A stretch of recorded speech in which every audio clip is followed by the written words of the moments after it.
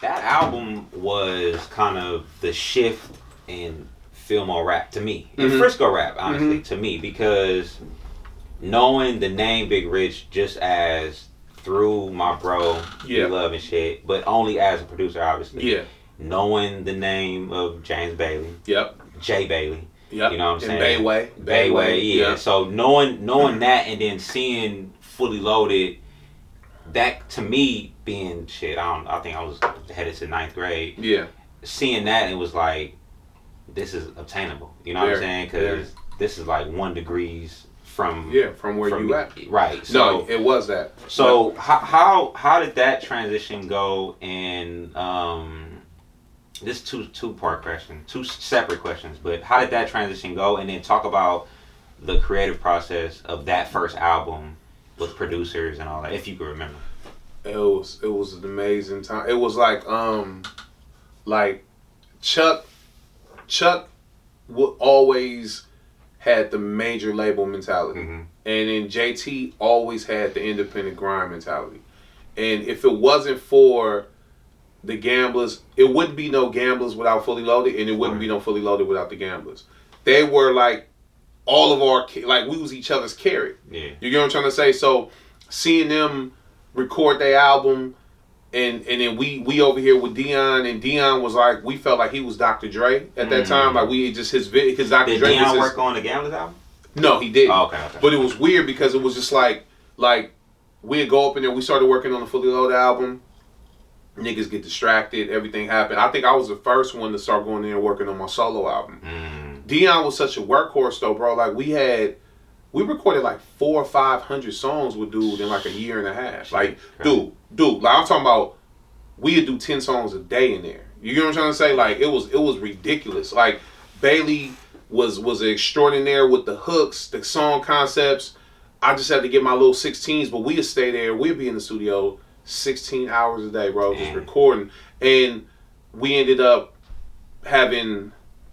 We did, of course, we came out with Millennium Attitude, which had like 15 different titles. I don't even remember the fucking titles, but our group name was Full Fledge at one point, and we ended up finding out another Full Fledge. The West Point brothers. Yeah. Toriano was the CEO of Full Fledge Records. Okay. That's how we was Full Fledge for about 6 months, and then they found out like, nigga, you know, they knew Chuck, they reached out to Chuck, so we came up with Fully Loaded, and then Done Deal was Xplosive Mode Entertainment at first, right? I remember that. Because they was coming off the original flyer for Millennium Attitude had Xplosive Mode Entertainment. So we had to adjust to do all that. Me and Bailey came up with Done Deal in a hotel room in Denver, like at a show. Like, you know, like I used to tell niggas like in the 11th grade, bro, I'll be at the Beanery at like 3 o'clock and telling everybody like, yeah, nigga, we leaving for Denver tonight.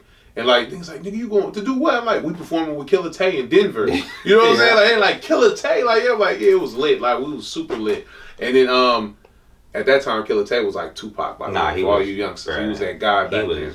And it was crazy. It wasn't nobody bigger than them niggas. We recording the album took about 2 full years of just so many songs, so many different variations and stuff. Okay. And then we had to re-record the whole first album in a bigger studio down in EPA because I re-record? Yeah, I think Dion's computer crashed. It was some weird shit. We had to re-record every song, but it was dope though because everything came out better. Okay, it came out better, and then we started adding the features and got the mob figures, and which was very important for us. Killer Tay, that was very important to have them dudes on there. Y'all first album was a perfect intro, bro. It was ridiculous because it fit right into the mob music era. It was a shoe-in, bro. It was dope, and like I think Gamblaz was our competition on the smaller scale between like brotherly type competition, and then our goal was the mob figures. We was trying to be like them, so we just like we went in. That was a good era, 98, 99. Album came out December 99, kind of independently.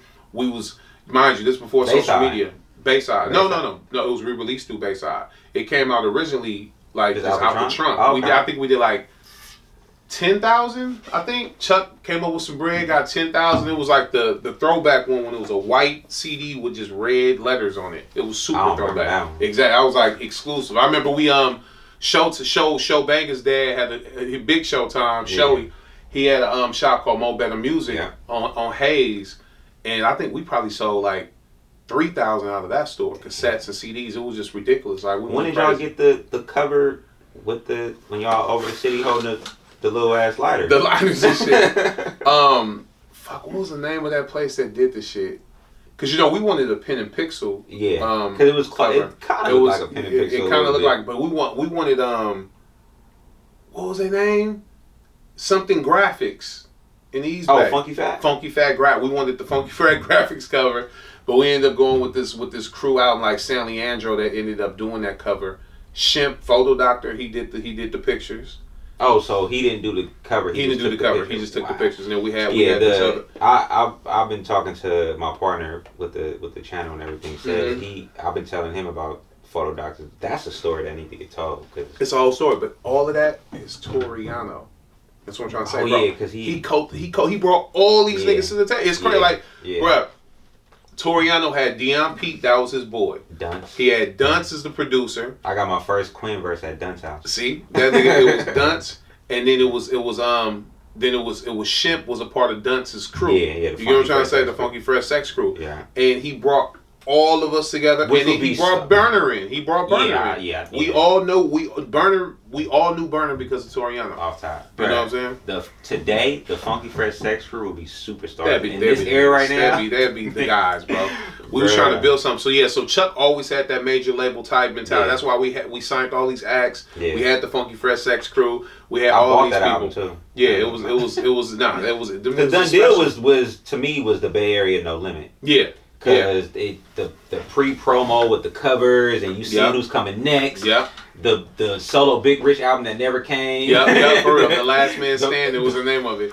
That shit was hilarious, bro. But it was like our grind was crazy. Like me and Bailey, Toriano wasn't always there too. I always be on his ass about that. But for the most part, it'd be me, Bailey, and Toriano. But we'll load up in our little caddies. I had a burgundy one. He had a white one. We go to every football game, bro. Every game, every basketball game.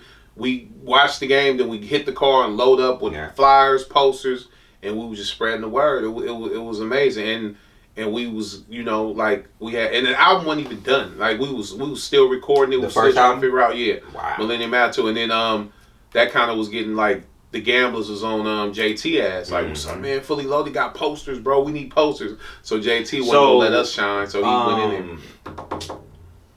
Platinum wasn't out yet. The Ghetto Platinum album wasn't out yet. Ghetto Platinum actually came out before Millennium Attitude. That's what I thought. To beat us to the punch. But the promo we had posters maybe a year before the album came out. Yeah. That's a fact. Chuck was like, you niggas gotta shine. It was all about shining. It was funny. It was dope though. But he taught us how to be stars though. Yeah. You know what I'm saying? So we figured it out. It was dope. So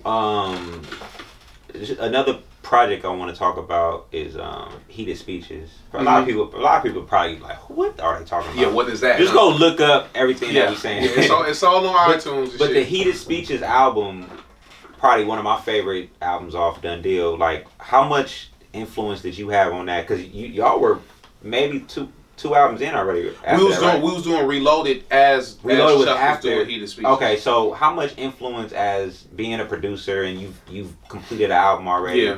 You can say that you got some A&R chops. You know what I'm saying, by that time. Mm-hmm. Did you have any influence on that compilation at all? Or? Yeah. Now Chuck like Fully Loaded. Even though Quinn was a star, Willie Hen was probably the most talented one outside of Quinn. Off top. But Fully Loaded was like the label. Yeah. You know what I mean? Like Bailey was the A&R. I was like the manager. Toriano had all kind of influence because he was resourceful. So everybody that from producers and the cover, Toriano did that shit. I helped Chuck like manage the label, and then Bailey was the studio guy. He was in there. We was behind all of that. Chuck took the lead, of course, on Heated Speeches and One More Reason. That compilation. Oh yeah, I remember that. Yeah. Those were both for Chuck's like babies right there. They really did that. And Dion Peete. Yeah, exactly. And Dion Peete was like the Dr. Dre. He was the engineer. He was all of that. He was in there doing it. It was dope. Heated Speeches was recorded literally at the same. We was doing all the albums at the same time. We did Reloaded. Quinn was doing I Think I Give You My Word, or no, that came a little later. Quinn was doing a big solo album. No, I think it was I Give You My Word with J.R. Ryder at that point. And then we was doing Reloaded. that's when we was for sure what you said, like that No Limit shit. We had all them projects lined up. The Funky Fest Sex Crew, the G Boog and them. I can't remember the name of that. KNT. Yeah, KNT. See, this nigga know more than this nigga know better than I do. We had Scott Baller for a little bit. I think he had already left at that point. We had like 7 or 8 projects dropped in that year and a half through Bayside. That's when Bayside Distribution. Shout out to B12, first dude I ever seen. Like how Empire is down, all this type of shit. That's the first experience I ever had was Bayside Distribution. We never made it that far, but yeah, it was. They were already kind of like fading out at the time. Yeah. Being able to see like being marketing meetings and shit like at 18 years old with Chuck was crazy. Like I was like, damn, we talking budgets, we got this. Reloaded was a fun album to do. It was just, I think it was just a little bit too commercial. For sure. We kind of was like trying to go there. You know what I mean? Like we was trying to take it there. Me and Manny be laughing. The football song. Yeah, bro. West Coast. That's when Bailey and Dion Peete kind of just like got into their little groove, and they was making some weirdo shit. But some of the records was dope on there. We just lost that. It was some bangers on there. It just wasn't no edge. We lost the gritty edge, fully loaded shit from the first album on that. For sure.